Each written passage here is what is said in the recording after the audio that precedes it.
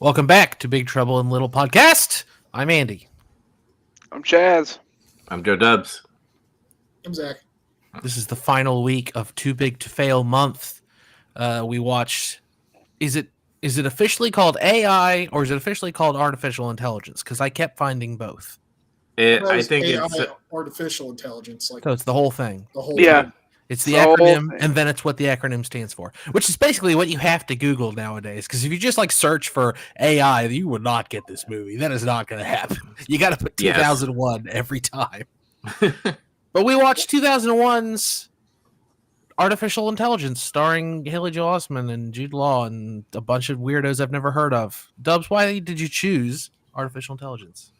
I was the last person to pick a movie, just like how I play our games when we choose a game to play together, and I'm always the last person. So I chose this one because I was unaware of what to choose. Because I think initially I was going to do the Assassin's Creed movie because that was kind of in the height of when video games were starting to get good in movies, and Assassin's Creed was in its height as well.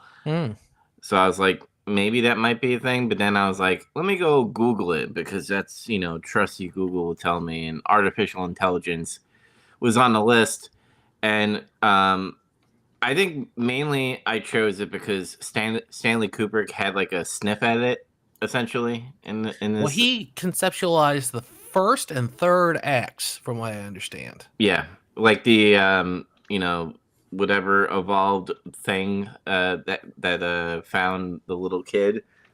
Apparently, how it ended is how Stanley Kubrick wanted it to end and stuff. And people were thinking that it was Spielberg the whole fucking time. He's like, that motherfucker. I went out of my way this time because each of these Too Big to Fail movies I watched, and then I did a bunch of research because that's what's interesting about them. But with AI, I did very, very little research, kind of on purpose. I was like, I'm just going to let this one go. But what I did do is I reviewed it on Letterboxd, like I always do, and then I read some of the reviews on there, and that's where I got my information. People were like, "Isn't it hilarious that the Spielbergian first and third acts were conceptualized by Kubrick, and then the middle act where there's a gigolo played by Jude Law is conceptualized by Steven Spielberg." And it's like, that is weird. Mm-hmm. And I think that's what kind of, I'm gonna go all over the place, but that's what kind of ruins it for me is when Spielberg puts his touch to it. Because how do you know? How do you know what's his and what isn't? There's no way that whatever Kubrick had considered is what we got. And I know they're like, "Oh, this is what he came up with," but Kubrick was meticulously he changed stuff all the time. He made them build a $5 million jungle set for Full Metal Jacket, and then when he saw it, he was like, "I don't want to use this," and they just didn't use it.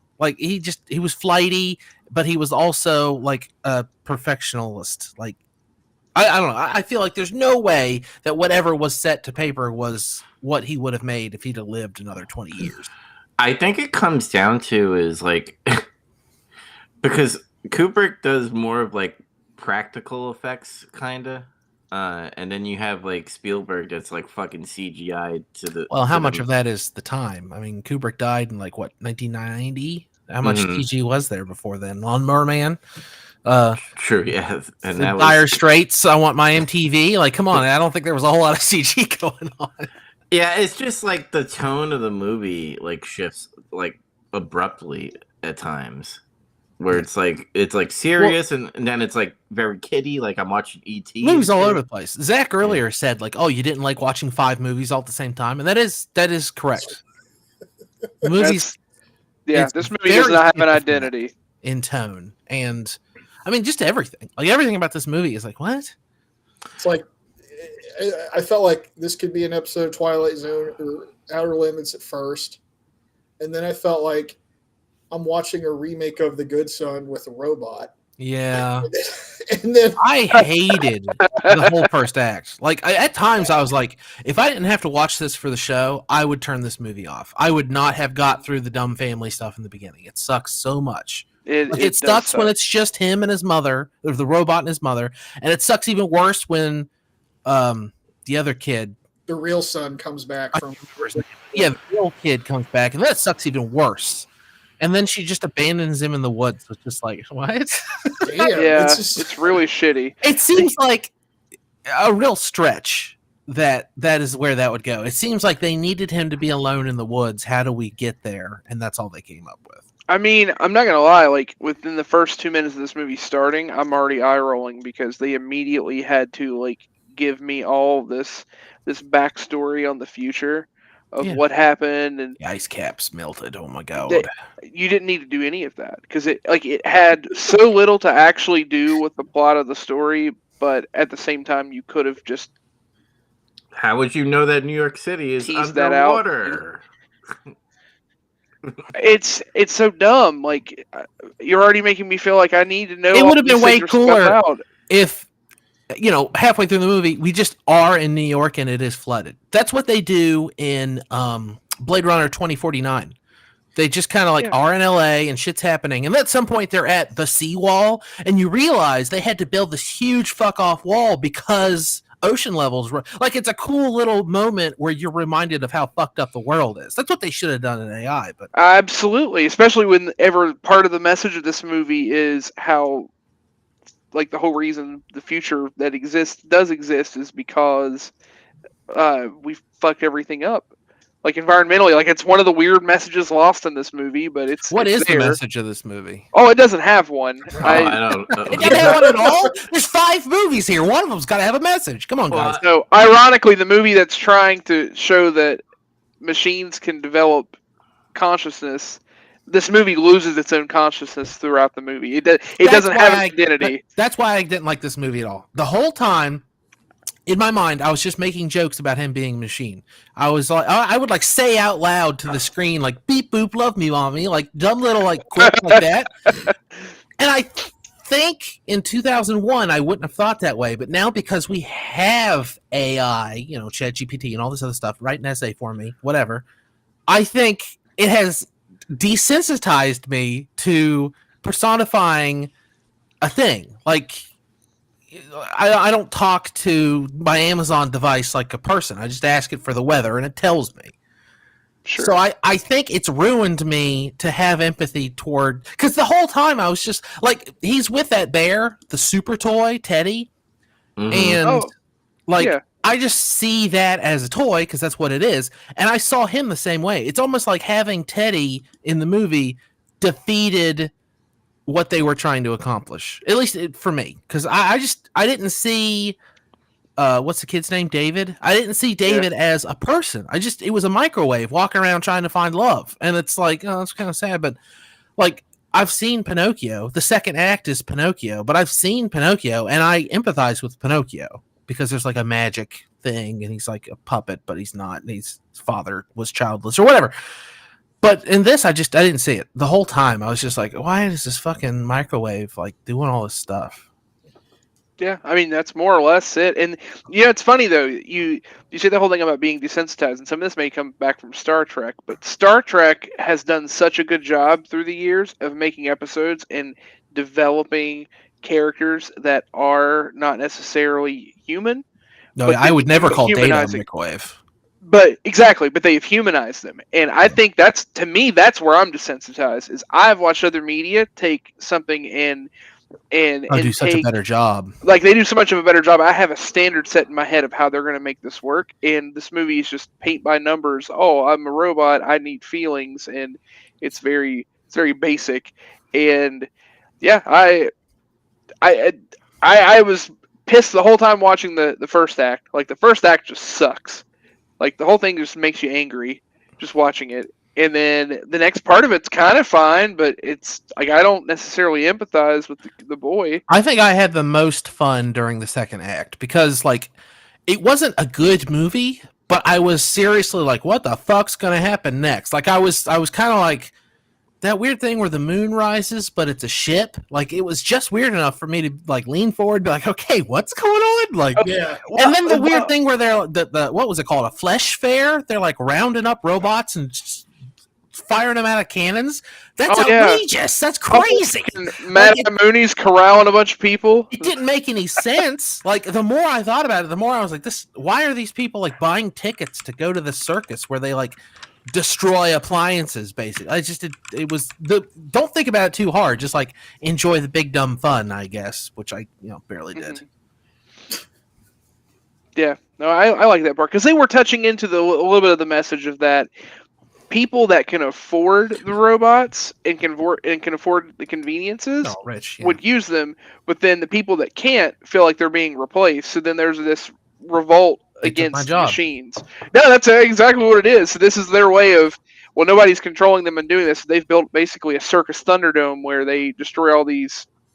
Not even a Thunderdome, really, because if they were fighting each other, that would have been pretty fucking cool. That'd be all right. But... yeah, I mean, maybe that's one of the things we just didn't get to see it. But yeah, it was mostly they were just shredding them. I mean, they all seemed like sympathetic to each other. I guess they were all like working together when they were running through the swamp. Which that was another thing I had. There's this dump truck that just drops off a bunch of busted mechas. They call them. Mm-hmm. Why aren't those all like really expensive? Like, you don't, like, if your computer goes bad, you don't just huck it in a land. I mean, some people do, but like the stuff in a computer is still usable and recyclable. There's still like valuable metals and microchips in there, but now they just like dump them all in a pit in the swamp. It doesn't make any sense. The way I saw it is that, like, the family that abandoned the robot child in the woods, I had to be elite, like rich people, essentially. So maybe they just don't care about that, or maybe there's people that go to the elite area and take all these equipment and bring it back to other mechas to get fixed. I don't know. Yeah, I mean, there's no doubt that the family is well off. Like, the dad has to have some type of high standing within that robotics company in order to even have the chance to get something like this. And yeah, he's rich. Yeah, they're very rich, but specifically, like, he has connections within that company to have David brought anyway.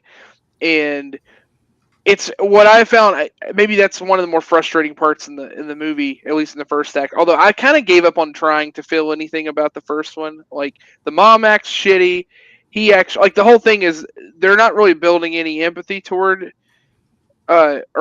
Having me build empathy toward the family or feeling bad for them because of how shitty they end up acting throughout the movie. But the dad, he, initially it's like, oh, my wife's grieving, our son's gonna die. I'll get her this, and this will help. And he's all for it, but then he is the very first one to immediately be like, no, this isn't fucking real. Like, let's get rid of it. Like, knowing the company he works for and all the things they're aiming for and this goal and this other person. And I did find this part sad. Like, you learn it through just context. They don't outright come out and say it. Or maybe they did say it. I think they did say it in a quote, but the guy that creates David, he creates David because David's actually in the image of his own son who he lost. Yeah, he says so, what's hilarious about that, though, is like that ends up kind of, I almost feel like it ends up kind of defeating the thing of, initially it seemed like they were trying to have this whole thing of, we're trying to use science to breach we're pushing those limits to see what we can do. But in reality, he was never actually doing it for that reason. He was doing it just to replace his son. So he was doing it for grief too. Which, I mean, I guess it's not like the motivation is right. It's just, it feels like, did we really need that? No. Mm-mm. No, like have him be a mad scientist for the sake of, like, he's really just trying to push those limits. Like, I don't know. And then, of course, the third act is just, fuck it, aliens. Are they aliens though? Because, like, yeah. I thought they were just I don't know, mechas or humans evolved or whatever. And I thought they were advanced. I thought they were aliens. I thought they were like intergalactic archaeologists, space Canadians, because they're super nice. They are, because of the way they reference humans. Like, oh man, we study humans. It's really interesting to us, but we can't. There's hardly any record of their existence. Yeah, they like came across Earth, but it's already all fucked up and frozen, and now they're like excavating what was left behind and trying to learn about humanity. Yeah, and I get it. We're like deep in the ether of sci-fi by this act. Yeah. But how fucking stupid is the whole? Oh, we have the ability to literally bring someone back to life, but only for a day. Yeah, that's dumb. It's very It's contrived. It's very contrived, and it's like, okay, I get it, and it's like, okay, if I felt something for David through the movie, which admittedly you do start to connect a little during the second act. Like the second act is the strongest point of the movie, I would agree, because you do actually start to get a little bit of a connection. And oddly, I really like how his character interacts with Jude Law's character. Like, I was gonna say, I don't connect with him at all, but I do really like Jude Law's character. Like that's why I like the second act, because Joe's doing all that stuff, and he's like a gigolo, and it's funny, and that's entertaining to me. I liked that. I could have watched 2 hours of Jude Law being a robot gigolo. That'd be fun times. Even though this is the weirdest comparison, but in a weird way, I know it's a Pinocchio story, but I kind of saw Jude Law as Uncle Tom. I don't know, that was kind of what I got out of it, but whatever. Anyway, I really liked the second act. At least I thought that was definitely the strong point of the movie. And by the third, I thought it was nice they wrapped up in a bow and they made it all happy and they gave this robot something, and it was kind of like they make it sound like they're trying to be nice, but really it's just transactional. Like, hey, yeah, well, they're trying to learn about humanity. Yeah, we're going to watch you interact with this person, and we're going to learn more about the way things were through you. Yeah, absolutely. Yeah, and it's like, okay, they're trying to sell to the audience. Oh, hey, feelings. He gets exactly what he wants. He gets to be happy. No, actually, they're wanting to study, so they're using a machine to then get what they want. Yeah. They're literally, he's a microwave. Do your function, which is love this woman, love your mom. Like that, it's kind of funny because if you surface level, you don't think about that. But yeah, I thought this movie's really dumb. I mean, it's not terrible, but I watched worse. It kind of is terrible. I mean, yeah, man. Now that we've talked about it more, I was frustrated because there's so much things about this movie, individual parts that would be interesting. Like I was saying, like the second act has a lot of where's this going? This is interesting. Like the weird Dr. No thing that's voiced by Robin Williams. Like that part's fun. And everything about Joe is fun, like I was saying. And like when you see their weird space helicopter car things, those are cool. And they're also submarines, which is neat. And then Act 3 is a fucking disaster. Like it's dumb. But man, they really tried. At least they swung for the fences. You know what I mean? Because like if someone took that script to wherever, Fox or Universal or Disney or whoever, and said, I want to make this movie, they would read that script and go, no fucking way. We're not going to give you $1 for this. But because it had Steven Spielberg and Amblin Entertainment making a Stanley Kubrick concept into a movie, they got to do it, and it sucks they struck out. They didn't hit the ball, but they really, really tried in Act 3. They went all out. Honestly, I think, like, I assume there's a novelization of AI. I'll bet you it's pretty decent. I'll bet you it's pretty good. Probably is, yeah. Yeah. It's based on a book, so it's based on a short story. Oh, a short story. Okay, Yeah. Sorry. Yeah. Zach, what about you? What's your thoughts on the movie? Yeah, I didn't like the first act that much, especially when their son came back. That was like the most bizarre shit ever. Dude, fuck that kid. I wanted him dead from the beginning. I'm just gonna say that. My biggest hang up with him was like, I don't understand. Like this kid almost dies. Like he has a near-death illness or some shit. And he comes back and acts like a total little fucking brat. It's like you'd think that might change him or something. Like they froze him, so like, wasn't it just like an instant to him or something? Maybe I don't know the rules for that. Yeah, you're right. I forgot because he was dead for like 5 years, right? Yeah. They say, but I don't remember. Yeah, I'm pretty sure they said 5 years is when he had succumbed to whatever illness, and then just magically, they find a way to make this recovery and. See, this is why you shouldn't freeze people. They'll be completely ungrateful. Yeah. But Like, Yeah, Walt Disney. Fuck you. I hated him though, and I was like, "What is this fucking Good Son with robots?" Like, it's what it felt like until that was over, and then they dumped him in the woods, and then I was like, "This is like Toy Story or something." For a minute, Oh, by the way, I like Teddy. I like the teddy bear more. I wish they could have made a movie about him. Yeah, Teddy's pretty cool. I like his design too. I like that his face is lighter. It just looks cool. They did make a movie about him later with Mark Wahlberg. Yeah. Ted. Good ass movie. Yeah. Think about it though. It could have been Teddy and Jude Law. Fucking Thunder Buddies. They could have been Thunder Buddies. They weren't. But I like the weird Blade Runner-esque city that Jude Law was working in. I was like, this is cool. Like all that. I was like, this is interesting. And then it was taken away from us. Like, and it was conveniently very close to this random forest, right? Yeah, where the fuck was this city at? I don't know. Nothing made sense. They were like in New Jersey, and then they went to Rouge City or something, wherever the fuck that's supposed to be. And then they're in New York. So I guess they're just always in New England-ish somewhere. Maybe Rouge City was Atlantic City. They just renamed it. Well, Atlantic City would be flooded. It's a coastal city. Oh, fuck yeah. And why is that? Maybe it's Trent. I don't know. And that guy's like in New York where the flood is too, where like all the other fucking small. Yeah, that's his evil genius lair, his hideout. That's what I was gonna say. That's where a weirdo would hide. Dude, that's where I wrote on Facebook. I said that part cringes me out so much. The kid in the beginning of the movie, the asshole. He cringes me out in this movie. There's just so many cringe moments, but I agree with you guys. Like the Blade Runner part where Jude Law kicks ass. I do want to down. It's good. I wouldn't say it kicks ass. Yeah. Comparatively speaking, it kicks ass. Right? Yeah, like you're starved for something interesting at that point. You're like, whoa! Finally, I found a lemon in the desert.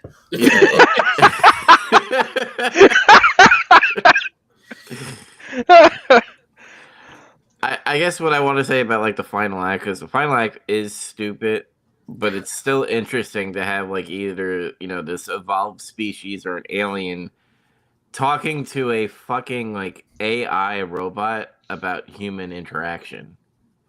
Because it's so funny because the humans during his time 2,000 years ago looked at him like, you're not fucking real. You don't know what it's like to be a human.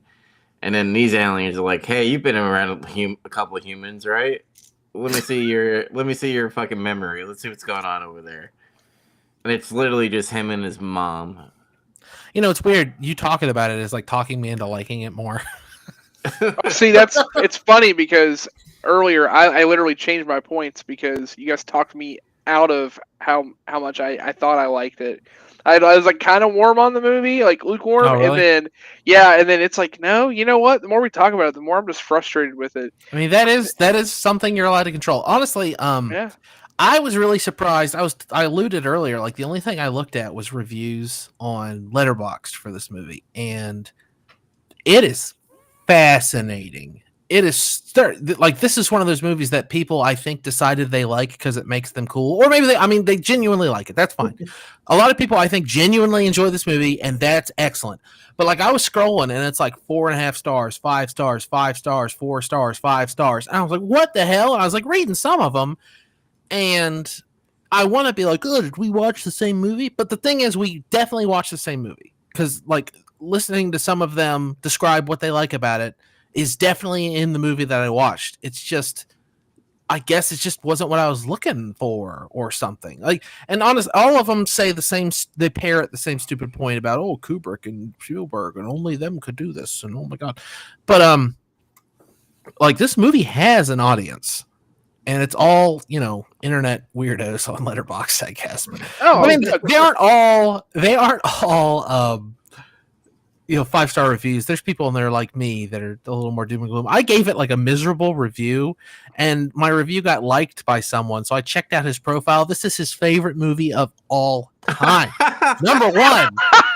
His profile picture is Teddy from this movie, and his banner picture is that part where David looks through the weird glass window, and it's like all like it's actually kind of a cool shot. But like he liked my review ironically because I gave it like a star, and he was like, "Oh, that's funny. I'm gonna like that," and that made me like that guy, which made me like this movie more. I was like, "God damn it!" Because that's funny. It's funny he liked my bad review. Yeah, I think with this movie, like it has its moments, and I think it has good concepts as well. Like, looking at the like designs and stuff with the bridges with the open mouth, like that looks like a funky city, and I like that, and I want to know more about that. And I'm pretty sure the novel, if there is a novel or a short story, probably goes deep into that. Maybe, I don't know. But the whole concept of like artificial intelligence, especially now, since it's like big and usable now, since we're going to do Chat GPT in a few moments. But just the concept: are they sentient? Do they have feelings? Obviously, you could tell they were using the Pinocchio story, just futuristic, essentially. I mean, they show you Pinocchio, like they're not even subtle about it. But then the second act, like where he teams up with someone and they go to this weird place where a bunch of the other robots boys are, it's Pinocchio. Yeah. Did anyone see Bicentennial Man? No. Yeah, No. Robin Williams. Yeah, isn't it? It's like a similar plot, isn't it? Yeah, but like the difference with that though is that he very clearly is a robot, right? I think I haven't seen it. I just remember it. And when Dubs chose this movie, I thought it was Bicentennial Man for like a month. I was like, "Oh, I'm gonna watch that Robin Williams movie, I guess." Yeah, and then I finally looked it up. I was like, "Oh, robot. that's not why we're watching it all." Yeah, well, there was Robin Williams in both movies. Yeah, Robin Williams is still in this though. Yeah, I feel like there is a really good story somewhere in this, but it's just lost in the sludge of this movie's. Like this movie just is a pit of trying to explain too many things or maybe present too many ideas at once, and instead of focusing on that, it loses itself. Yeah, I think it's my biggest problem with the movie. Yeah, and that's fine. It is what it is. There were things I enjoyed about it, but there were also things that I find very frustrating, and that makes it difficult to really. I don't know. I feel like it's hard. It's hard to fully defend the movie. I guess. Defend it, sure. Yeah. I still kind of respect what they tried. It just clearly failed. Yeah. That's it's cool that you guys tried, but it's time to put this away. Also, I think the one thing to defend, we've already touched on it, but given where we're at now, 25 years later, 24 years later, and the extent of where we're at with technology, and now AI being a present day thing, this movie is a little harder conceptually, I think. Maybe that's what you touched on at the very beginning. Like, this movie didn't age well, but it's not really their fault. Because there's no way, like, if we were, like, let's say we're our age now, like, we are in our consciousness now, and we watched this in 2001, no idea what the future was going to be, maybe this movie hits a little differently. Yeah. Maybe. Dubs, you saw this when it came out, right? That's why you chose it? Yeah, I vaguely... Did it make you cry back then? Were you like, oh, that poor boy? No, I actually... I saw this movie and didn't... This movie came out before Sixth Sense, right? After. No, after. After Sixth Sense? It's a couple years after it, yeah. Yeah, Sixth Sense was like 99, and this is 2001. Okay, because I remember seeing, the Sixth Sense. I don't know if it was a trailer or the movie, but I remember seeing him in this movie, and I'm like, is this going to be scary? So I never had any feelings for him because I was waiting for some type of horror movie to happen. I was a dumb kid. That's another thing, though. Like, when I was watching this movie, I was genuinely like, what genre are they going for? Because parts of this movie are horrific. Yeah. Parts of this movie are dramatic. Parts of this movie are obviously sci-fi. Sci-fi is what it is. That's what the actual movie actually is. But yeah, there are parts of it that are like really kind of scary. Yeah, I didn't have any audience. I didn't have any feelings for it as a kid when I watched it, but like as an adult, like again, fascinated about an alien species being like, we're past what you guys have gone through as humans, and we're more peaceful. We all have one consciousness and stuff. So we just want to learn how fucking idiots you guys were. So we need to see your shit. And I was like, that's interesting, because every scientist that you listen to or on podcasts or watching videos, I go, if an alien, came to the Earth, we'd get fucking demolished if they were hostile.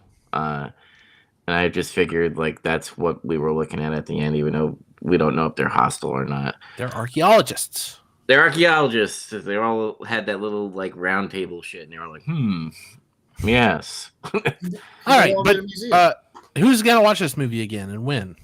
No, not even ironically. Not even ironically. Do you recommend anyone watch this movie? Like, what if someone's like a big sci-fi fan? That's tricky, because if you're like looking for entertainment, I don't think you see it in this movie. Maybe like the middle part of it. I think like I select people would probably you could say it, like if you had a very specific person. Yeah. Crayon eaters, watch this. That's basically. Well, some of them have pretty well written reviews in their defense. That's what I was going to say though. Is originally no, and then I read the positive reviews online for this movie, and I was like, oh, this movie has an audience, so I guess I would kind of recommend it, but selectively. Okay. Oh, I did want to give one other kudos to this movie. Visually, again, we think about when this movie came out. We're still in that early age of CGI.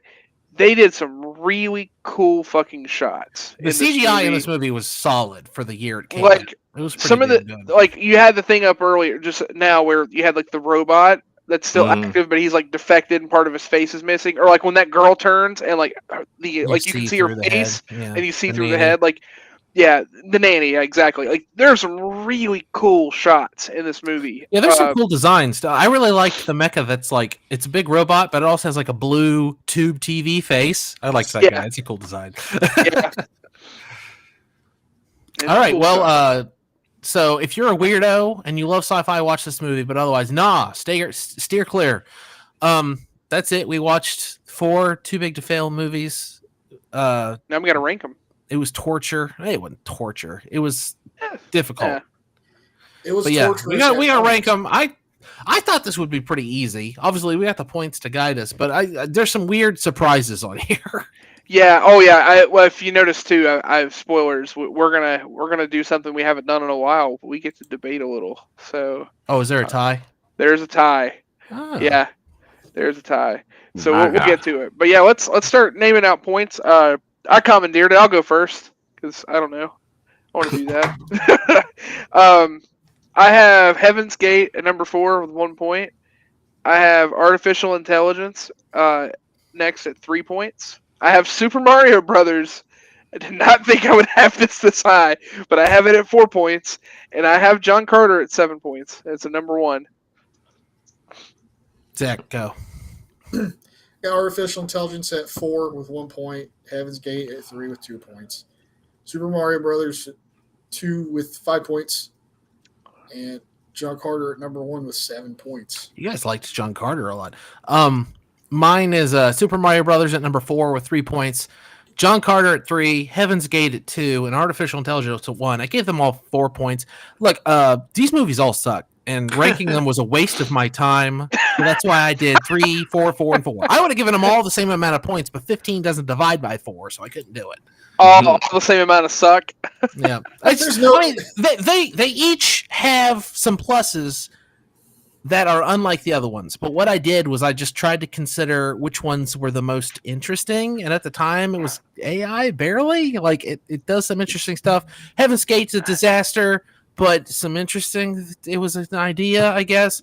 John Carter, kind of the same thing, but it feels more like homogenized ideas and slop. And then Mario Brothers, just, I've seen it a lot in my life. I guess maybe I'm not getting as much out of it as anyone else anymore. I mean, I think that's the thing, though, is watching these, I feel like I only watched one movie that I can say is not bad. I feel like there was one movie that was, like, mediocre to okay. John Carter? Yeah, I thought John Carter was a decent movie. I didn't think it was good, but I didn't think it was bad. Dubs, rank them, go. Oh, number 4, Super Mario Brothers with 0 points. Number 3, Heaven's Gate with 1 point. Artificial intelligence with 4 points, and then John Carter with 10 points. The reason why I have John Carter with 10 points is because it surprised the shit out of me. And I don't remember you defending it that hard. I remember saying that I liked it. I was pretty surprised by it. All right, fair enough. But yeah, you having Super Mario Brothers to 0 points was the funny thing I wanted to punctuate. I laughed pretty hard. You just straight snubbed. That's baffling to me. You can't even enjoy it ironically a little bit. Maybe if I have a couple more gummies, like maybe. You watched it 3 times. I forgot. Yeah. That's probably why he gave it 0 points. I guess, yeah, it wore him down. He got waterboarded by Super Mario Brothers 1993. Please, no more. I can't watch them. A funny side note about me, I used to get tutored by my cousin, and he used to torture me with black licorice, and I was a dumbass, and I could have left the room, but I kept on staying there eating black licorice. So maybe I like torture. I don't know. Maybe some people do. Individual. Yeah. So we have to debate. So John Carter wins mostly because of dubs, but yeah, you guys both liked it the best. Yeah. I mean, you're the only person that didn't just outright rank it number 1. Yeah, because it sucks. Yeah, you're entitled to that opinion. I don't think it's that bad a movie. I watched it. It is bad. It's not that bad a movie compared to Heaven's Gate, Super Mario Brothers, and Artificial Intelligence. That movie sucks. It's homogenized movie by committee bullshit. They ruined an interesting story. They presented it poorly. It's poorly acted. It's mostly poorly cast. I don't want to hear about 10.7 points for John Carter movies. I mean, a 5 out of 10 compared to a 2 out of 10. 5 wins. Dude, I fucking tilted. Yeah, no, it Dandy. wins. It's just, I don't know. I feel like you guys are like turning heel on me and trying to be like, John Carter was actually a pretty fucking good movie. I like it. I'm going to buy the Blu-ray. We're rating the Cinephile Special Olympics, and there's got to be a gold medalist. And it's like John Carter's very clearly more athletic than the others. If it's the Cinephile Special Olympics, the Heaven's Gate is probably going to win that. Well, no, actually, I guess AI is according to Letterboxd, but whatever.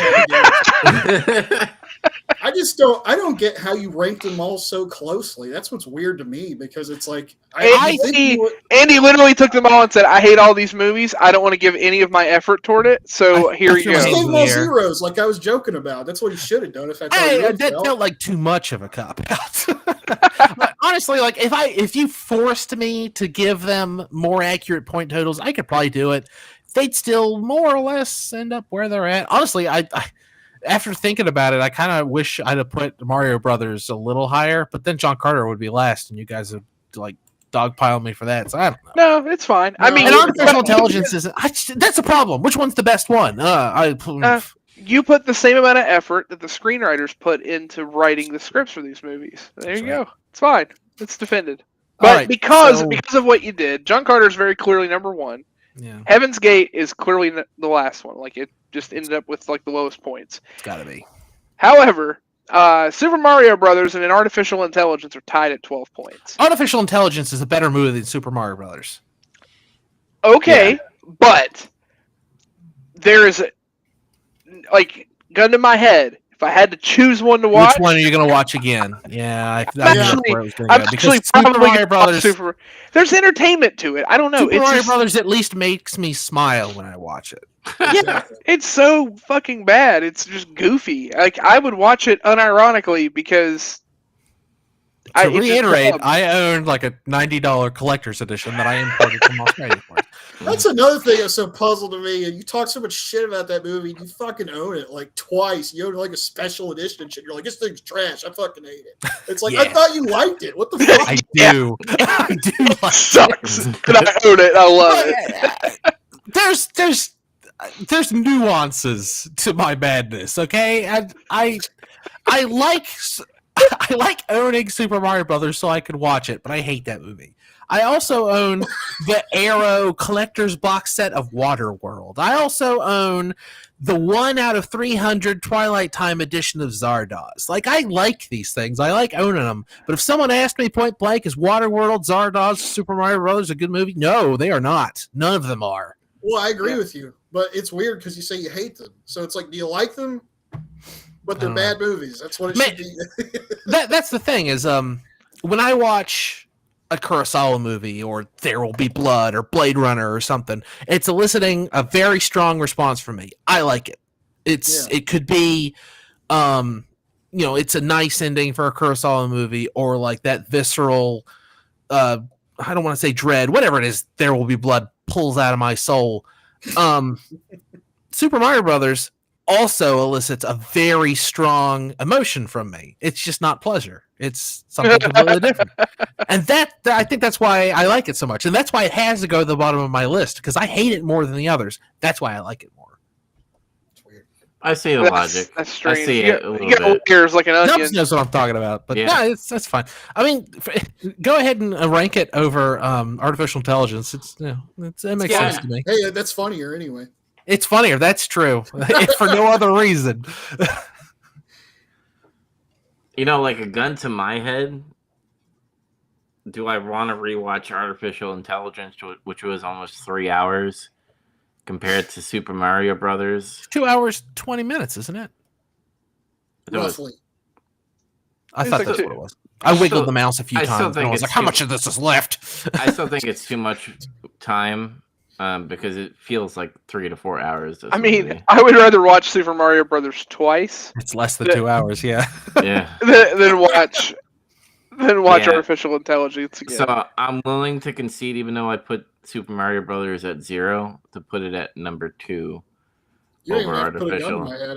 I'll watch it again if you want. I'll watch it more. Come more than on all over. the Bring a others. six pack, buddy. We'll fucking watch it. We'll watch it anytime. Actually, it's You know on what we'll do? short We'll watch list. the work cut.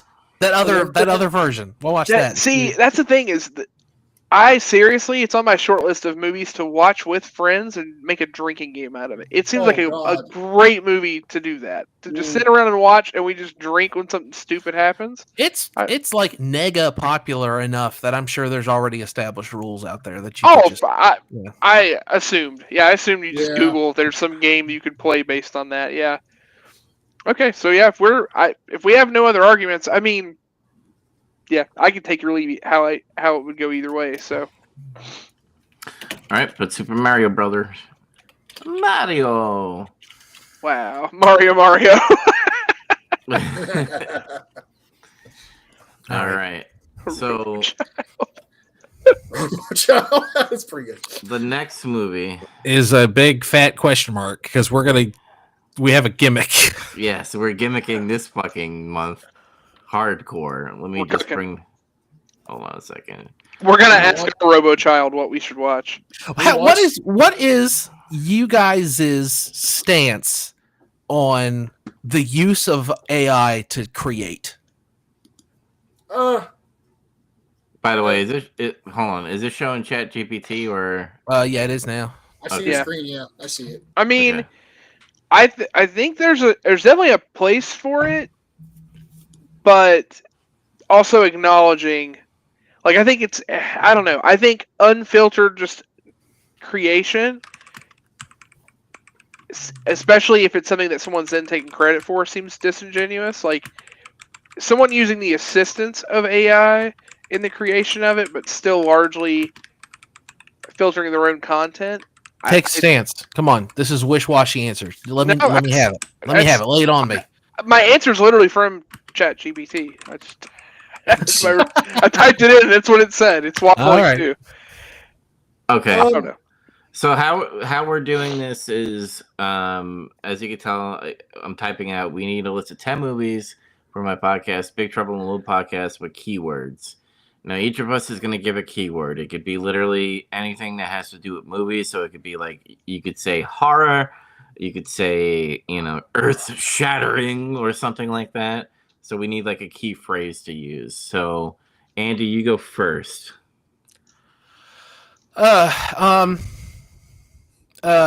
Thought-provoking. Thought-provoking. How you Is spell that a cop provoking? out or what? Oh, it fucking tells me how to spell it. Cool. All right, Chaz, you're No, next. I want to go last. Okay, all right, Chaz will go last. All right, Zach, you're next. Epic. Epic. Yes, you capitalized it. Awesome. Okay, Dubs, jump in there. Hold on. No, like Zach's like epic, and then Tubbs is like subdued, nuanced. He wants a noir film. A vibe. A vibe? Okay. Ooh. Oh man. So do I really just fuck it over and pick something like animated? No. I'm gonna stick with what I was gonna do. Buddy. Buddy? Thought-provoking epic vibe, buddy. Alright, let's see what it picks for us. This should be Blade Runner crazy. 2049. Shawshank Redemption. Let's go. I can't read it. Hang on, I'm gonna make this full screen, then I'll be. Oh my God! Children of Men? How is that Buddy? Yeah, what the fuck? Thought-provoking epic a vibe. It only used 3 of them. Oh Nice. no! It didn't use Buddy. It didn't use it. It took that to say like. Buddy, sort of, for Jesse James. Assassination of Jesse James. That movie is I would not call it a vibe unless that vibe is bleak.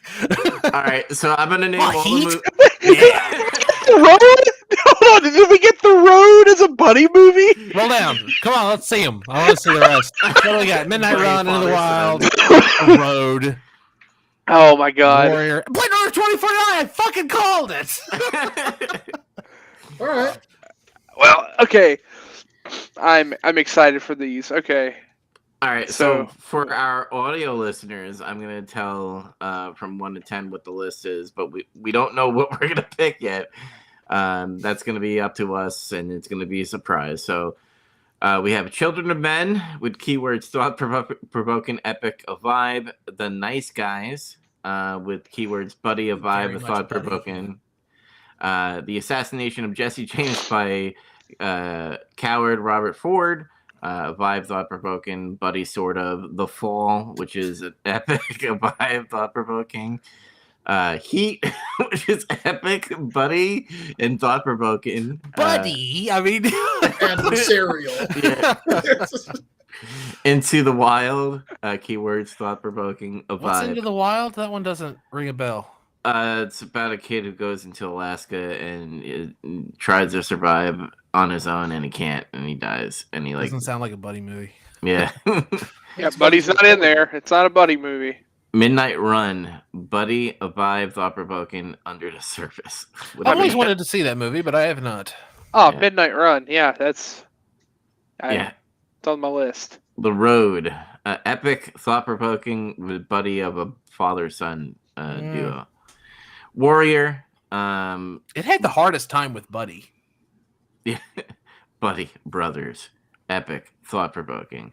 And then Blade Runner 2049, epic, a vibe, thought-provoking. That's what I mean. Like we had those 3 words in there. I was like, oh, it's gonna choose Blade Runner 2040. Oh, yeah. Okay, I'll go ahead and admit I was trying to pick an outlandish word that was used to describe Shrek, and it didn't. We didn't get Shrek. Damn. Well, that's why you wanted to do animated. Well, I would just fuck it choose- over if I picked Just animated. choose Shrek month or something. I would do it next season. Shrek month. Yeah, we're just gonna Shrek watch all month! the Shrek movies. Yeah. Mhm. Yeah, Can you so stop talking about Shrek for 5 minutes?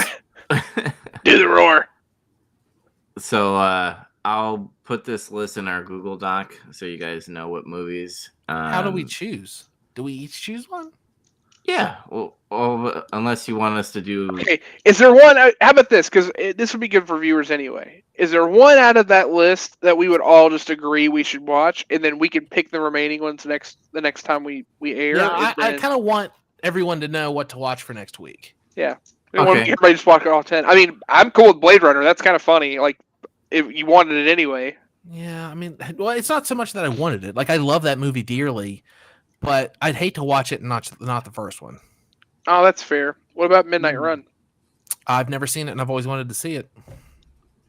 I think it's a good safe choice for the first one. Zach, what do you think? Dubs, what do you think? I don't know what to think, so I'm just like neutral. Yeah, It's fine. I'm good. I never seen the movie, but whose pick is this going to be? Oh, that's a good question too. It sounds like you or Chaz. All right, I got it. We're gonna solve this the Pokemon way. I got it. Heads, So odd, it's your choice. Even, it's my choice. We'll just aim this down so you can see what I roll. I can't see it. Even. Anyway. It's even. 6.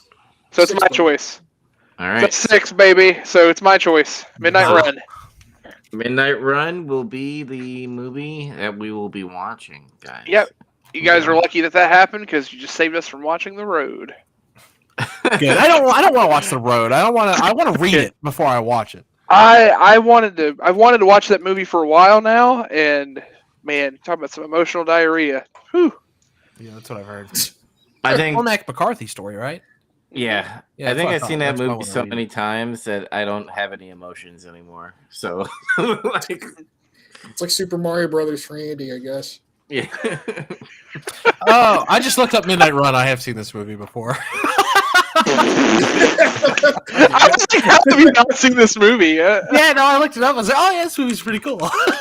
Well, To be honest, when I joined forever ago, I was surprised that you guys it's got hadn't Joe watched this. Pantalomino in it. Yeah, Oh, nice. Yeah, Robert De Niro. Whatever. Yeah. Nice. it's a good choice. We're gonna enjoy this. Okay. All right. Post credit scene time. All right, now we got to talk about what we've actually been watching and doing and playing and farting around with. I'm going to go first because mine's simple.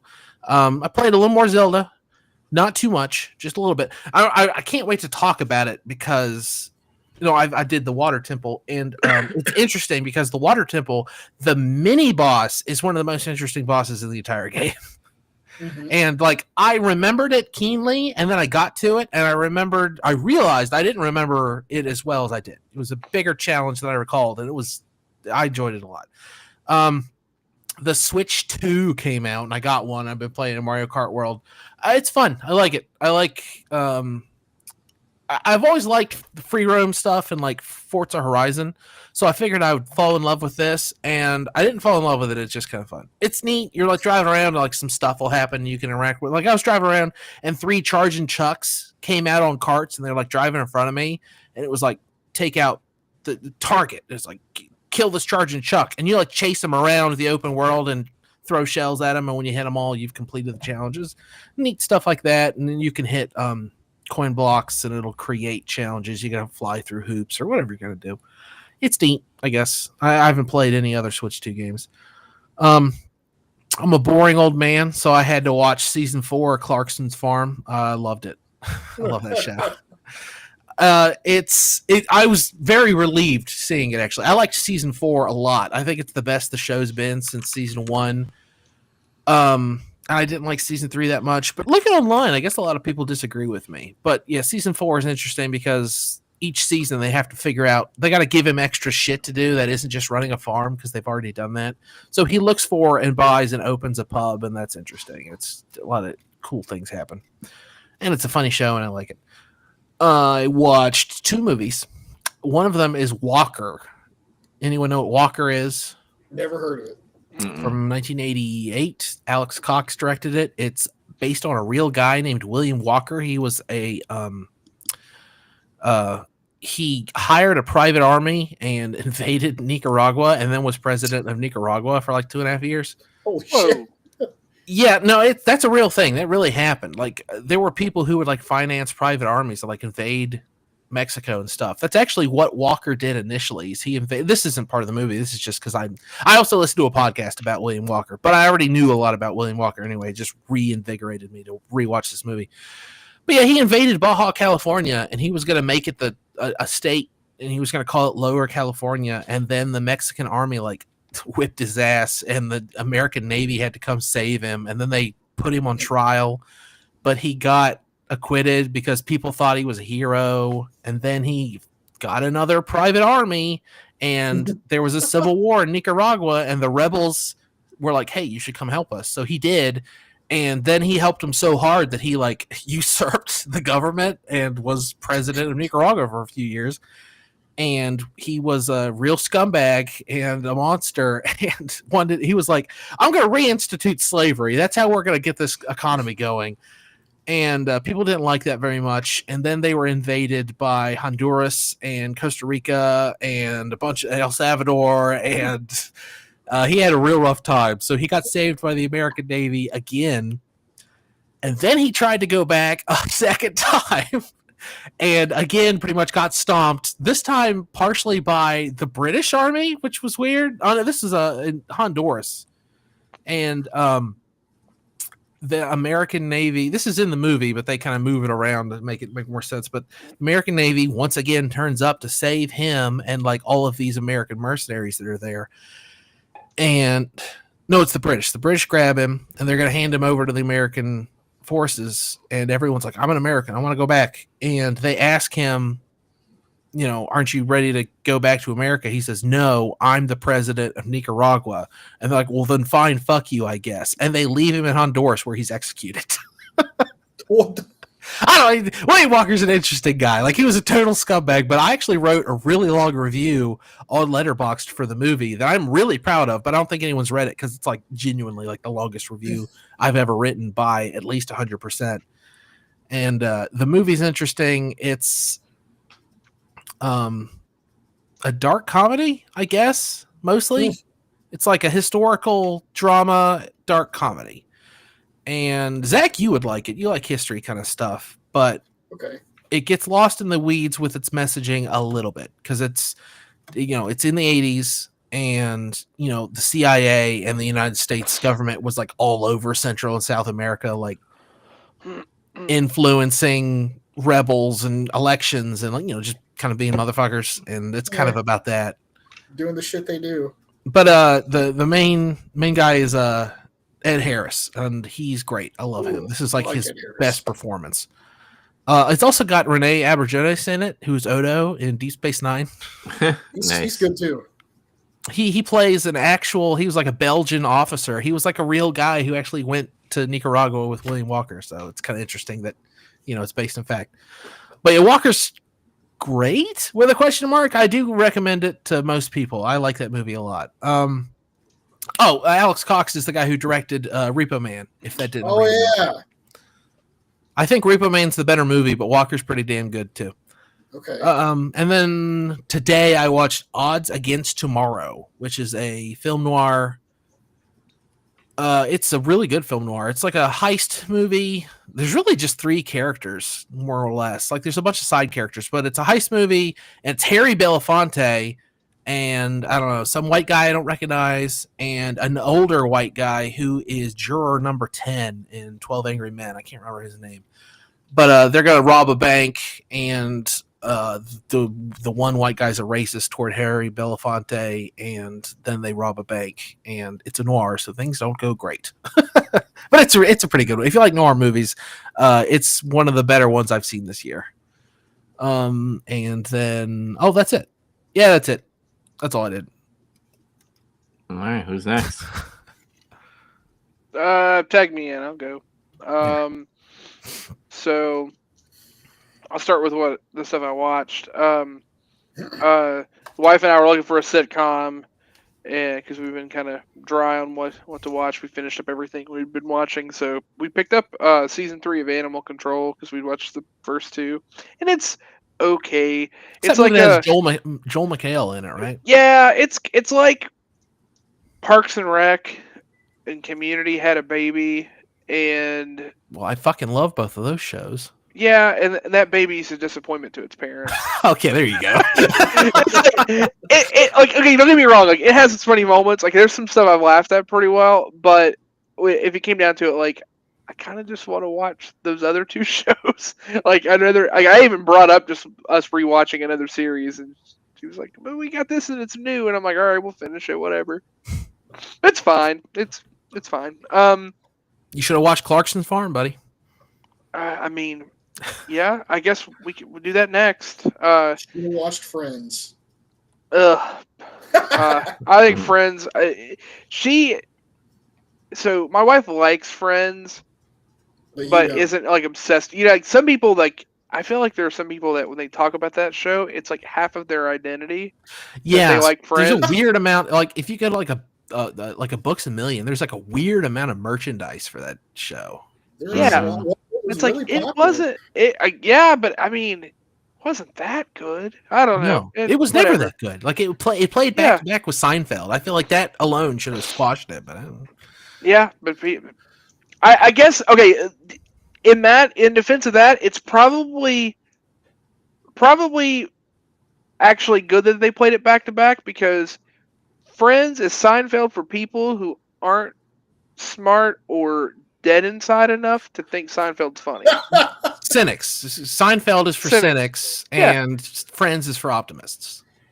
Here you go. Sure. Okay. Yeah. Honestly, when I said that, and then you started saying it, what I thought you were going to say is Friends is for women, Seinfeld is for men, but that's still kind of the same thing in a way. See, I think with Friends, like they always bring up like the iconic like pivot, and all that shit and stuff. But like Seinfeld, they don't like pick out a scene and like say catchphrases from the show. They just go, hey, you know that real life event? It reminds me when George did this and stuff. And it's like, that's how we look at You never heard someone say no soup for you?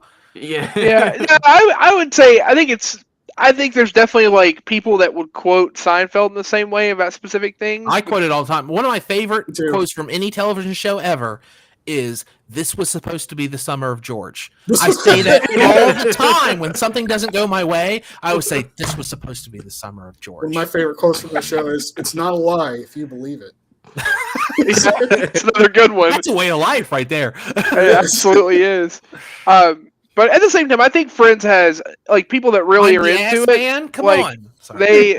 They have like their fair share of, I can relate and talk about more. But anyway, I just never got it. I always thought it was an overrated show. But that all said, we'll find some sitcom to watch. I have been watching some random videos on YouTube. Two that I wanted to bring up, because some of them are just trash, but two that I wanted to bring up that I thought were pretty good.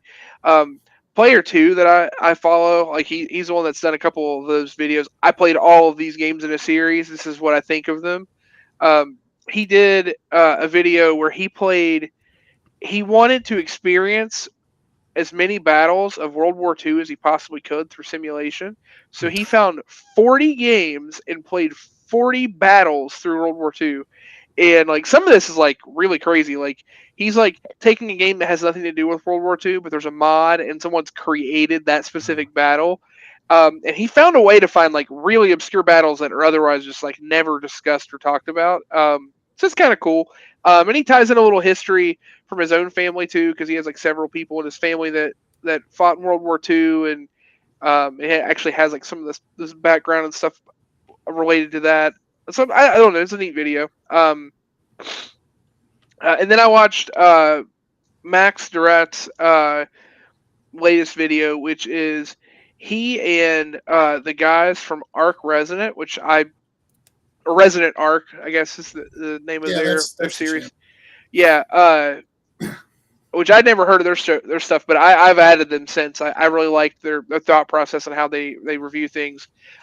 They all three got together and they made their own 10 lists of the 10 most important video games. And it was a good thing that they had 3 people do this, because they try to create some objective criteria, but ultimately it's going to still be subjective, right? And I will say this, the lists were not what I expected. Like some of the games that are on the list, especially like when we get closer to like top 3s, like I was not expecting them to pick the games. But I will say, instead of it making me think, oh, this is really dumb, they've picked subjective things, no, they put up really good arguments and points as to why these games were chosen. And it, made me interested in playing games that I've already played. And spoilers, I'll get to that. I'm going to talk about a few of those. But it also has intrigued me to play some games, like go back and play some games that I've never played. So I'm really interested in that. So definitely a good watch. I would recommend it. That said, I also got a Switch too. Played some Mario Kart World, and finally, after 6 years and some months, Evie is finally playing video games with me, and it's awesome. We are playing Mario Kart World together. She loves it, and we're having a blast playing it together. So actually, right before I got on the show, we played and did one of the cups together. So, and she's actually not bad. She's got the auto drive on because she's 6, but It just keeps her from the smart steer or whatever it is, so she doesn't It's on like by crash. default, which is stupid, but okay. Yeah, I had to go back and change it. At first, I was like, man, why can't I take the shortcut? And then I realized what it was. But yeah, we turned it off. But even at 100cc, like she was finishing, like she had a second place finish, she had a fourth place finish. Like it's pretty good. Like I was actually impressed that she was able to do well. Most of it is like she's like in the middle of the pack or in the back, and then she just hits like an onslaught of good items and then catches up. But Yeah, it makes hey, sense. that's fine. It's cool that there's more than 8 racers now. Yeah, 24 by the way, if Yeah. anyone was curious. 24 racers. Also, one of the modes I really like it. I've beaten all the cups. I've already, and then of course, if you beat all the cups and win them all, you get the special cup and you get the extra races. The cups themselves are fine, and I've heard some people complain about the tracks. The tracks they did this kind of lazy thing, but at the same time, it is still kind of cool. The way they tied the tracks together, where it is all open world, the tracks are continuations of one track to the next track. People don't like that? Yeah, there are people that fantastic. I think so too. There are people that think it's lazy that some of the races are you go from point A to point B and then just do one lap. Well, that's so exciting to me. Like, because the map zooms in and you're like in the countryside, and then you're in a mountain, and then you come down out of the mountain onto a racetrack, and now you're like doing laps on the race. Like, I thought that was really exciting. I was like, oh, this is cool design. I'm glad you thought so too, because I liked it. I was like, am I in the minority here? Like that's actually one of my favorite things about it is 100%. Yeah. Yeah, we're just not manufacturing not 3 laps of the same course. It's all new stuff. Oh, that's right. Exactly. That's no, cool. I love it. I love it. And actually, I really love the DK space map. This one. Yeah. It's my favorite one. Yeah, they literally took Donkey Kong. Donkey Kong. That's fantastic. Yeah, the racetrack just becomes a giant version of Donkey Kong, and you're just racing up and dodging barrels and fireballs. It's phenomenal. It's my favorite one by far. But yeah, I like it. The knockout race is really good. Okay, so I'll just explain it. So basically, and this ties in again to how all the maps are connected to each other, right? So you start at one point, and they're not the same trails that you would take in the other cups. They're unique trails to the knockout cup, but you start at point A and you go through 6 zones and race, and as you race to each zone, the last 4 people get eliminated. Oh, that's cool. And so it goes down, and then at the very end, it's just 4 people left to finish the last leg of the race, and it's like an endurance race. It takes like 10 minutes. Like a race is like legit. Like when you get to the later ones, like the last ones are like legit, like 8-9 minute races. If they're doing rally, they're doing WRC and Mario Kart. It's really cool. I really like what they did. I like the costume thing. The game's a blast. I'm enjoying it. The one thing that I thought was lacking is I will admit the free roam is a little eh. There needs to be more. Agreed. Feels like there's a lot of possibility, but stuff doesn't happen enough. I feel like I'm driving around for a while waiting for something to happen to me. I got pretty bored. I drove around and I was like, there's not much going on. But you get into the races. Costumes. Yeah, the races and other stuff are where it's at. It's a lot of fun. I've enjoyed it so far. Okay, in lieu of getting the Switch 2 and goofing off and playing with other stuff, I actually played Street Fighter 2, and that was actually based on that video I watched. One of the people had Street Fighter 2 in their top 10, and I was like, yeah, you know what? He's right. That game's great. So I just booted up Street Fighter 2, my collection, and played it for a bit. It was fun. I also downloaded the new GameCube simulator that's on the Switch 2. And the 3 games they're starting with, Zelda Wind Waker, F-Zero GX, and Soul Calibur 2. Hell yeah. So I played some Soul Calibur 2. The game is fucking awesome. It kicks ass. So it's funny too because I literally have it for GameCube. I could just play it anyway, but no, we'll play it on the Switch 2 because I can play it stuff on my Switch, and now I will on my Switch 2 all the time that I own. Like it has save states and modern conveniences, and it runs at a higher frame rate. And I don't. But check this out. You can play the games on GameCube. I don't know if they're going to do this for the other systems, by the way. It may just be exclusive to the GameCube, but you can play online. Whoa, so you can play Soul Calibur 2 online, or you can. And allegedly, how they're going to set it up is you can play these games online against people, or like if they come out with games later that are co-op, you can co-op online together. Oh hell yeah, that's cool as hell. If so, Yeah, the potential there is amazing. If they go back and do that for other games too, it's gonna be mind blowing. But I doubt they're gonna do it. That seems like too much effort for not enough juice out of the lemon, so to speak. So I feel like that's just not enough. Like Maybe it's at not, the end of the console cycle, they'll do it. maybe, but it's like those things are already established, right? Like they'd have to go back and do so much work to then just make that available, and it'd be amazing if they did. I mean, but we'll see. But the fact that the GameCube has it's awesome. We'll just see what else they come out with. But that said, the last thing that I played and I'm currently playing through is, I'd heard all these things. You see these graphical upgrades and stuff people can get. And I'm thinking, which is in general, things should run better, right? So why not just go back and play one of the greatest games ever made? Also, was abundant in the list that one of the in most that important video. games ever made. Sure. Dark Souls, right? Let's play Dark Souls. So we play Dark Souls Remastered, and it does look better. It runs better. Like it's amazing. I saw it was going to get a performance upgrade, and I was like, "Oh man, that's cool." Why don't they make Dark Souls 2 on the Switch or now Switch 2? For God's sake, I would love 2 or even 3. that'd be fine. Either one. To be fair, I am not the biggest fan of 2. 2's fine. Yeah, you I told shouldn't me. say. But you talked me out. You talked me into skipping it and buying 3, which I didn't start immediately, but I do own 3 and not 2, and that really bothers some people. I mean, 2's fine. Like it's a different enough game.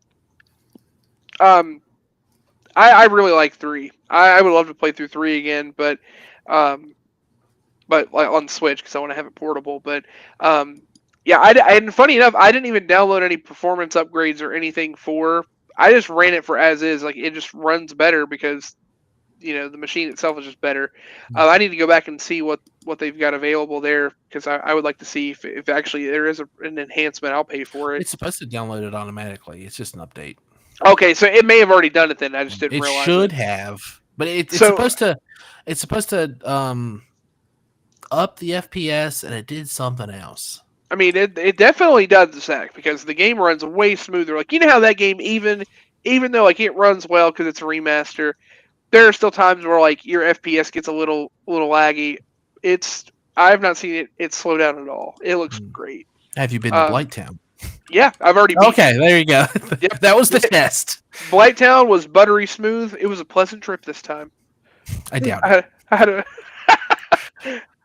a. Anyway, so that's all I've played. As far as video games, finally to wrap up. So I finally got to play some Warcana. Have yet to get to play with any of the new set, but I got to sit down and play some games yesterday, and it's I don't know. It's fine. The new set has all the Disney Afternoon stuff in it, right? No, not yet. That's the set 9. See, the thing is, it's like they made this set a placeholder set before the rotation thing happens and all the cool stuff comes out next. So I feel like I'm just kind of in limbo, waiting 3 months for like the thing I really want. So, and I don't really know if I'm going to get to travel to anything anyway. So it's kind of like maybe I'll just put things kind of on freeze for now and not worry about it. But you can just play it for fun. Well, you say that, but that's the thing is I don't really have a place to play it for fun. Oh, no one's doing it locally? Yeah, like a lot of the people stop playing it. I don't have a local shop to go to play for fun. Like that's actually the biggest problem. If I had that, I wouldn't care at all. But literally, I have to have something to strive for to play because otherwise there's nothing there. So I've got to manufacture my own way to enjoy it. So kind of sucks. But that said, I have found a new home in playing GLC.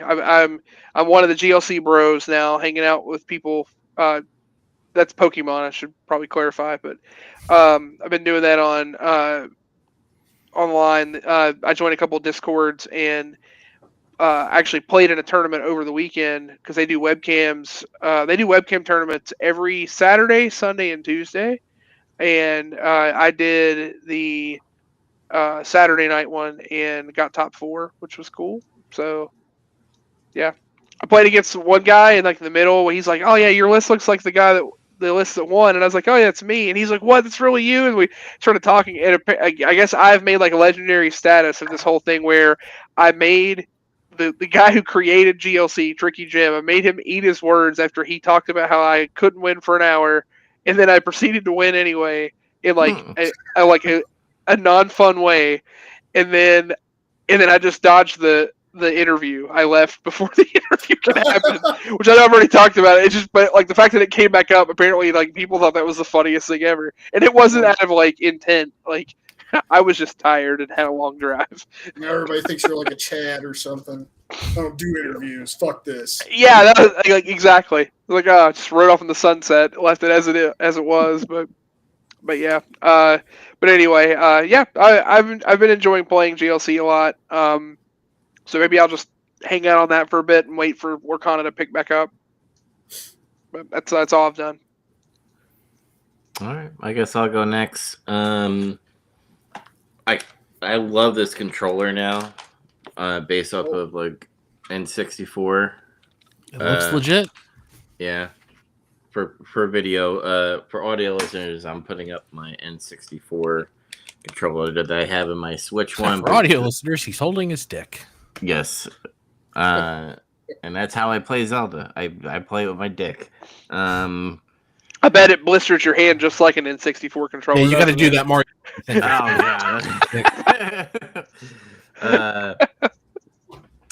As far as gaming wise, what else did I played more Tetris. Hell yeah. Yeah. Down with some Tetris. Yeah. You play more Zelda? Yeah, I played more Zelda. I didn't get too far because I was just like, because my parents are in New York right now, so I have to take care of the dog, and the dog is very high maintenance. So I've been just chilling in the living room watching a bunch of movies and TV. Understandable. So I played Tetris, and then I played a little bit of Zelda when I had the chance. I'm not gonna go into deep detail. I'm gonna tell you when we get, when we finish it. Which with that controller, I'm going faster now, so that is a good sign. Hell yeah, that's good at least. I want us to like make the meme like so. It's from a different Zelda game, but it's funny enough. In Majora's Mask, you always get these like updates, like when it hits a certain amount of time, and it'll be like 24 hours remain. Dawn of the final day. Yeah, the dawn of the final day. So I'm going to start sending that to you. I'm going to make one of like 3 weeks remain. Well, that's how I play like a lot of Atlas games. I get little like anxiety hiccups, like Metaphor. They have like that whole like date and time stuff going on. Yeah, it's always a deadline and all the personas and the personas is what I was thinking of. I hate it. Like it's cool because it motivates me to play the game a certain way, but also it's very stressful. I'm gonna miss something. What if I don't get a girlfriend in time? Oh, yeah, exactly. I need to go play chess at the church more so I can swap out my party members. I need to beat that girl in shogi so she can become my friend. I did play one more game, and that's because I've been watching a bunch of Metal Gear Solid videos. On my PlayStation Portal, I played Metal Gear Solid 5, Phantom Pain. And I'm like, God damn, that gameplay was so much fun. I know! What a waste! Yeah, I've talked about it several times. Like, they had this amazing engine that is so much fun, and they're like, we'll make some soccer games, Metal Gear Survive, and then we'll just fucking throw it in the trash. Yeah, I just wish the story was more fleshed out and finished, because I still think this game is not finished.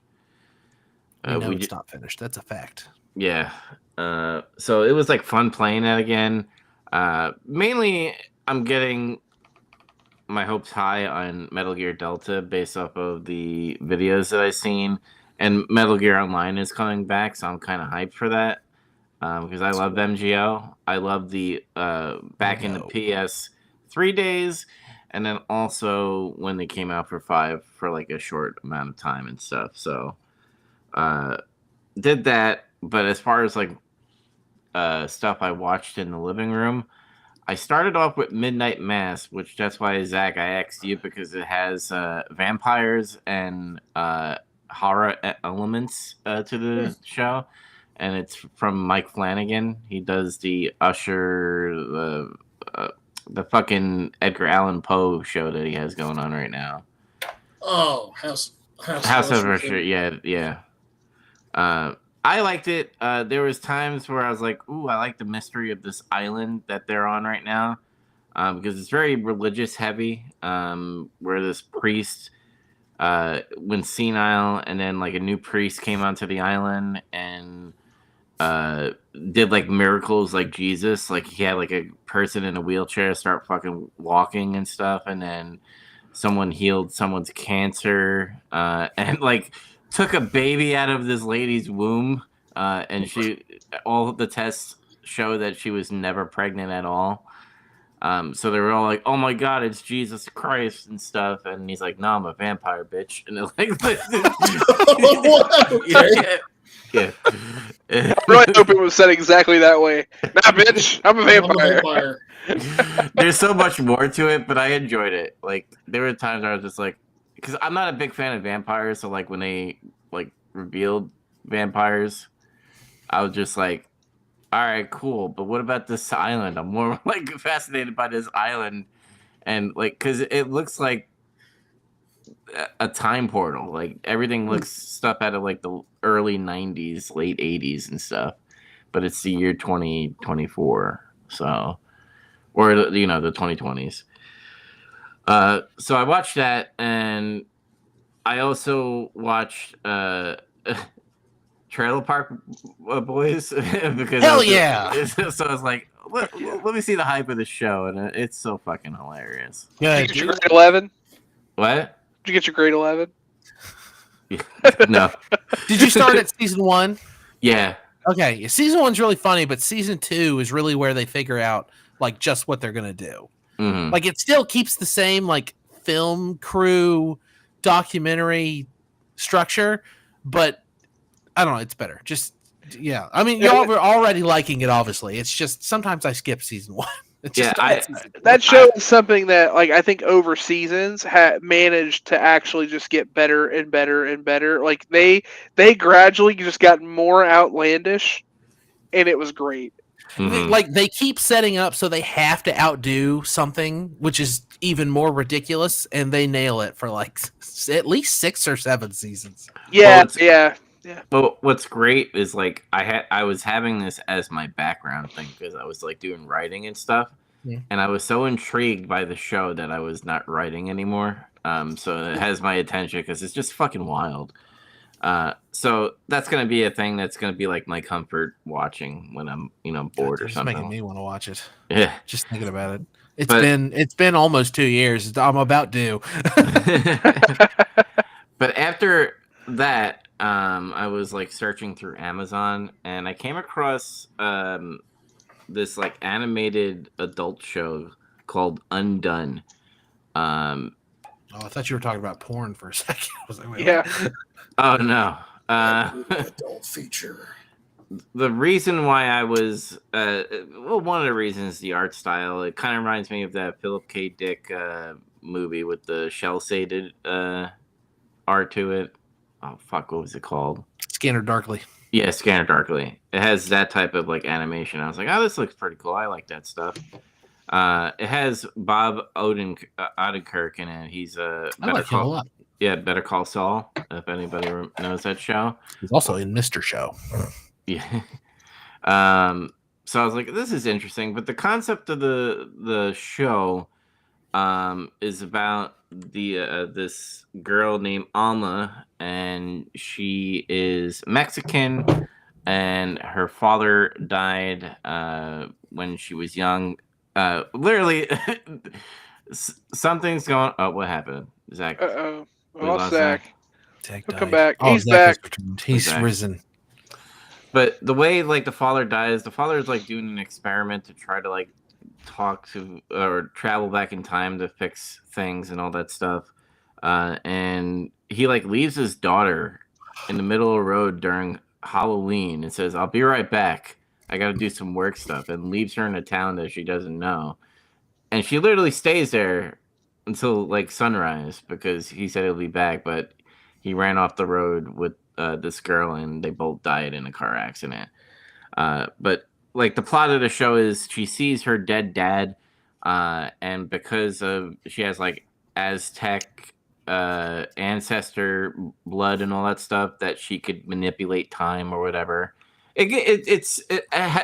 How I like describe it doesn't give it justice. It like each episode is like 23 minutes long, and you're just like, oh, this is interesting. I want to know what happens next. Like what time shenanigans is going to happen, and you think you know what's going to happen next, and it doesn't happen the way you think. So, I give it props, and it looks like Zach got sniped. He's probably having internet problems and stuff. Other than that, I go to my safe bet. I watch the show Lost as background noise, and then I watch one other. I watched this zombie show called Black Summer, and it's very dry and not as good as Walking Dead. So that's all I'll say about that. But I was gonna say Zach is next, but he is not here at the moment. He died. He did die. So I guess we could talk about some things, because usually around this time, like E3 happens, or formerly known as E3, and they have like. Is that why so many things have been? I guess that makes sense. I just realized. Yeah. Yeah. So it's like Summer Game Fest. A lot of stuff's getting leaked. Next, Right? Zach, go. Tell us what you watched and played. Go, hurry. Yeah, you're next. Okay. I don't want to talk about game trailers. Okay. I watched Wicked. I saw that on your letterbox, and I was very surprised. Wicked Part 1, you mean? Yeah, now I know there's a sequel. Yeah. When I found out it was 3 hours and it wasn't even the full story, I was like, I went to the Broadway show. I don't need this. So Well, I of course, it's Suzanne not the whole watch it. story. It's like a prequel to. Wizard of Oz. No. They split the story itself into several parts. So like the movie of just that story is still going to be several stories. Why did it take so long for them? But it's a prequel to Wizard of Oz, right? Yeah, it's a prequel to Wizard of Oz, and there's actually a series of books. But my point is just that story in itself, like it is just based on the Broadway show, and they effectively just did the first act of the Broadway show as a 3-hour movie. Okay. But is it good? Well, I don't know. I didn't watch it. Was that good? Tell us. Is it good? It's okay. Oh, okay. There it is. I'm not really like a musical guy, and like I'm not the target audience for that shit. So Yeah, I get it. You should watch Hamilton. You're the target audience for that weird stuff. Yeah, I've been told I should watch it by different people. So I guess maybe you'd dig someday. it. Okay, well, I'll try it someday eventually. I didn't hate it, didn't love it either. I was like, honestly, so my thing about it was the first half of it was kind of boring, I thought. It felt like Mean Girls Hogwarts for like an hour and a half. And then it got interesting when they started doing some stuff. Stuff started happening. Were you watching this with your family? Yeah, I was watching it with my family. Okay. That's why I ended up watching it. But, I mean, no hate if you were watching it alone. You'd be like, fucking Wicked. Holy shit. If it's Zach watching, it's definitely like his family or like, I don't know, a date or a bet. Yeah, that's not something I would watch on my own in my own time. But I'd be watching weird shit or like something good probably. But yeah, it was just okay. Then I watched what else did I watch? There was no F1 or IndyCar because I was right. IndyCar is American F1. When the F1's off, they are too. Just they skipped a week. I watched Tombstone again because why not? And then I watched the Money in the Bank pay-per-view or PLE, whatever the fuck you want to call it. There's only 4 matches. It shouldn't be a PLE. Fuck those people. 2 of the goddamn matches have like 6 people in it in a fucking ladder match. They're not going to be short. I'm so tired of listening to people on the internet. It's kind of ironic that we're doing a podcast that is like going out to people on the internet. Yeah, but our opinions matter. Don't listen. Yeah, I'm sick of listening to the opinions that don't matter. That's right. Yeah. Sick of people talking about wrestling online on the internet. Triple H is racist. Yeah, that's it. But yeah, we already knew that. Yeah, we already remember. We remember Booker T. What happened? Yeah, we remember Booker T. Yeah, he was talking about. But no, it was an okay show. Honestly, I just thought there was one good match on it. The rest of it was like it was pretty good, or it was just okay. I just watched it because I had free time and I wanted to see it. Mostly because a guy came back who got let go, R-Truth, and then he showed back up and did some shit. So I wanted to see what happened. You mean Yeah, Ron it's Killings? Ron Now he's Killing. Ron Killings. He's not our That was- truth anymore. Robert Truth. Truth. Robert Truth. Robert the Truth. Robert. Sounds like a children's book. Yeah, maybe one day. But not much to write home about with that one. And then I spent most of my free time playing Fire Emblem because I want to fucking beat that game so I can move on with my life. Fair enough.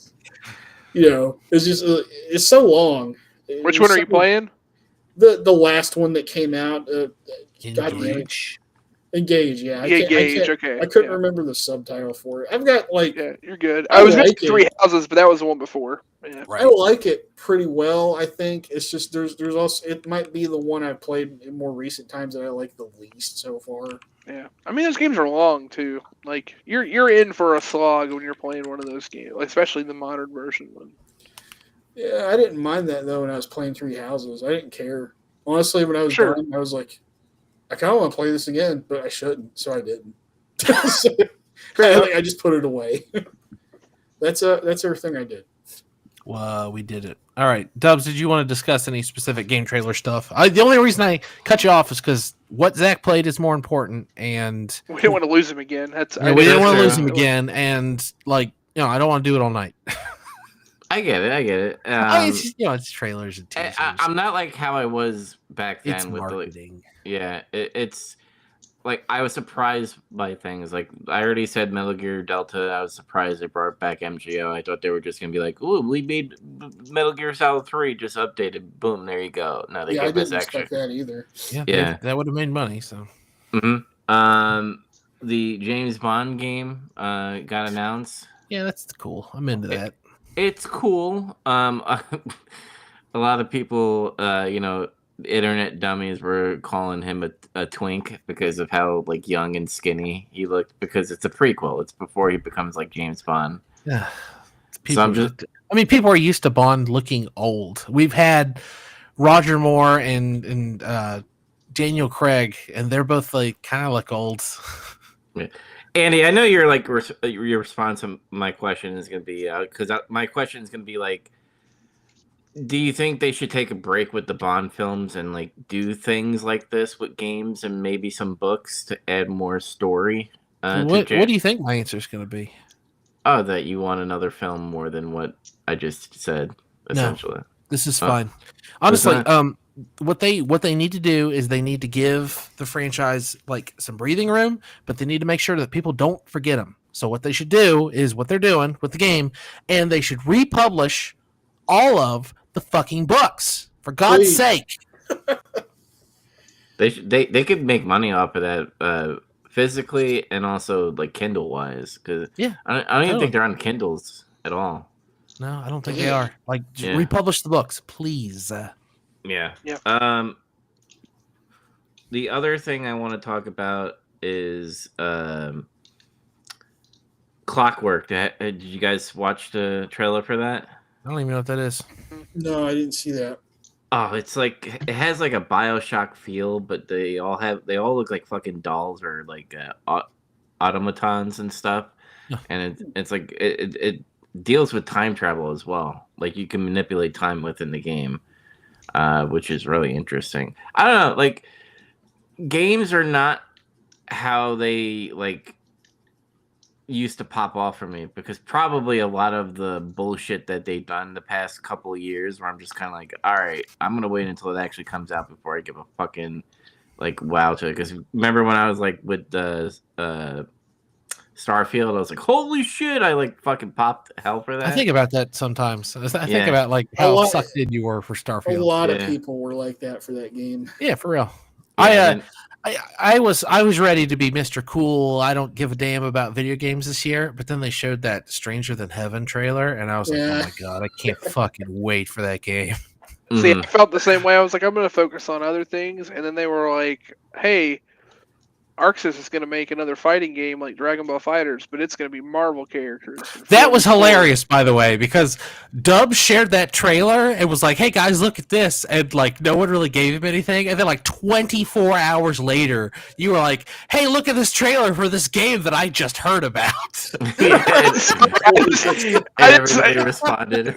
Yeah, I just missed what you said. My bad. I just didn't see it. Too many things that happened beyond that. So I laughed out loud. I thought it was hilarious. It's funny because I did not even realize that happened. So I'm sorry, Dubs.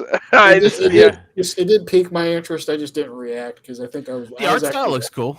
Yeah, it looks cool. So apparently, the people who made Killer Instinct also released a trailer for an Invincible game. Yeah, so they're making a tag fighter with the Invincible series, and it's brutal. Like mid-game fatalities and beheading people and stuff. It looks pretty intense. I think it's Xbox exclusive though. Yeah, That's bizarre. because Xbox had their showcase, and usually they go like world premiere, but this one with Invincible, it's like world fucking premiere. The Xbox stuff pissed me off because like, hey, we got Final Fantasy, and I was like, no one fucking cares anymore. It's way too late. Yeah. Yeah. Dude, you know how like, all right, two things I want to get off my chest. One is a positive, one is a negative. Positive, Resident Evil 9 got announced, and They faked us out. They trolled us. They faked this. Cool. They even faked it out during the fucking like show itself. They were like, "We're not going to announce anything Resident Evil 9, but here's our games on sale." And they like flash Outbreak during it, and people are like, "Whoa, what the fuck, Outbreak? Why did that flash?" And then Nice. yeah. The Resident Evil Outbreak, the series, because that's one of the games people want remade. That and Code Veronica is like one of the top games that people want redone. But like they fake us out, like the whole trailer, like like you obviously notice when you look at people's models and it's very RE engine, you're like, oh, that looks like a Capcom game, and it was a Capcom game. They got their distinct look. Now. Yeah, and it's just surprising that they're going back to Raccoon City. Because when I watched it at work, I was like, God damn, I'm sick and tired of this paranormal bullshit. But I was fucking wrong about it. Because I don't know. They should make a Resident Evil where the bad guys are ghosts. It's just Fatal Frame. Yeah, there you go. It should be Fatal Frame with grenade launchers. That's what I want. You just want to go. It might actually be cool. Instead of growling stars, he just whispers it. Stars. Stars. Just do like Japanese anime Ghostbusters. That's what it needs to be. Yeah. Look, if we can't have ghosts, give me mummies. Give me them mummies. Come on, Capcom, quit fucking around. Do some mummies. They're basically zombies. Yeah, have you seen people bitching online about that? Though, like, they brought some people are like they brought back the Raccoon City. How can it still fucking be there? And it's like, dude, bombs don't turn atomize fucking everything. That's not how it works. You gotta see all the theories on that. They're like, the guy with the hood is like fucking Leon. He got a fucked up face now. And I'm like, what is going on, dude? Like, fuck off. What was the other thing you needed to get off your chest? You said there was a positive and a negative. Negative. So Xbox Showcase, throughout their showcase, they're like, oh, they kept on showing like monitors that were red, and a lot of people were thinking it was going to be the Gears of War E-Day game that they announced like way back when they said that game was coming out. Yeah, the prequel. So like it gets to the end and it's very futuristic. We're like, this is weird. It can't be Gears of War unless there's like some type of different thing going on here. It was fucking Call of Duty Black Ops 7. And Who it's like, fucking cares? It's like, why is that closing out a fucking show? Everybody knows that game comes out every fucking year. Well, Call of Duty's huge. It's gonna make $1 jillion. Like, it doesn't deserve a last thing though. It doesn't deserve a. I have one more thing to tell you. Here's fucking Call of Duty. Like the only Gears of War Yoshi story. Oh, the only thing that like was interesting about the trailer is if you ever seen the show Heroes, Peter Petrelli, he's like the main guy in the single player in this game. Oh, Or Rocky Balboa when he's Rocky's son in like the newer movies. oh, I was confused because there's just guest characters now in it. That it's like Fortnite, like they're trying to do what Fortnite does, and I thought you literally meant it was the guy from Heroes. Yeah. Yeah. I'm not joking about that. Yeah. How do you do, fellow children? That's what they do. It just annoys me because like I get it because I made the comment. I like that like publishers and devs are like waiting until the game is actually fucking done to like announce things and be like, hey, here's the date. Like Resident Evil 9 is like coming out February. Like what? Cool. Okay. Yeah, a lot of people are pissed off at that actually because people wanted them to announce Forza Horizon 6, and Microsoft was like, it's not ready, probably next year. And then people were pissed off. It's like, I want to know about it. So it's not done, dude. You gotta fucking wait. It's Forza Horizon. You just drive around in a fucking place. Yeah, it's gonna be the same game, but it's gonna be in like Indonesia or something. Who cares? Yeah, There's nothing to know. I think my main thing is like the game comes out every year. There's no need to like because the way I see it is either the game should be different, revolutionary, or something new to Call of Duty, in my opinion, to get that last game announcement. How are there 7 Black Ops? Aren't they out of Black Ops at this point? Like, you can only do the Bay of Pigs so many times. Like, what the fuck else? Well, now it's future. I thought they already did a future Black Ops. Yeah, that was with Kevin. I like to, touch little kids, but I'm I remember that was they were like, guess what? We've got real actors in our game. We chose Kevin Spacey. Everyone loves that guy. And then like 2 years later, they're like, oh fuck. Yeah. do Call of Duty Black Ops Walker. Do the crossover. Let's do it. There you go. That's where it's at, man. Dude, in all honesty, do Black Ops like World War One. Like you gotta like sneak across no man's land and like go do some kooky shit behind lines in Belgium or something. That'd be neat. They haven't done that yet. That was only Battlefield that did that one time. Battlefield 1 is genuinely one of my favorite first-person shooters ever made. I fucking love that game. It is. Really People are actually like playing that game a lot. They like said fuck the recent Battlefield, and they've been going back to like back to 1. Hell yeah. 1 and 3 is like the top Battlefield games right now. People like doing that whole spite. Like I'm gonna go back and play a previous installment. Apparently, it was like a Steam report, and people stopped playing the latest Mortal Kombat game, and there was a surge in the previous 2, 11 and 10. That's funny. Well, yeah. I mean, judging from how everybody talks about it, they like 11 more. So yeah. Mm-hmm. It's just funny to me though. People are like, well, like in mass will be like, no, fuck this, and they'll go back and play the other thing. It's neat. Yeah, but overall, like I'm not like popping off for every single game because I still have a backlog of shit that I have to get through, and like I'm, picking certain games. Like Death Stranding 2, I have to play it. Yeah, me too. Yeah. It's coming out. When's that coming out? In a couple months. No, a couple weeks. Oh my god. Oh god. Yeah, it's coming out like near me and Chaz's birthday. I guess I'm gonna get it because I have nothing else new to play. Like, there's nothing else coming out until Metal Gear Delta. So. I wanted to get Yakuza 0, but I think I'm gonna wait. Yeah. I just got a lot of shit to get through. So Resident Evil 9, Wild Me, Final Fantasy Tactics Remastered, whatever it's called. Good. Crystal Chronicles. No. Yeah. No, not that one. All right, Andy, take us out. Look, you're not an idiot, right? You know how to like and subscribe and comment, and you know how to find us on iTunes and Spotify and Google Podcasts. I mean, just Google. Googling us is a little hard. I'll be fair. Use AI tools to help you find us. That's right. Ask ChatGPT to find you the podcast with the 4 guys that do the movie ranking. See, Chaz, what you need to do is you need to invest in AI and call it ChatGPT. There it is. Ooh. Yeah. You'd get sued. That's close enough. Yeah, it's close enough. Yeah. I'd say no way. That's brand dilution or some legal bullshit. Please leave comments. Tell us what we're doing wrong. I'd really like to be able to ignore those. It really makes my day.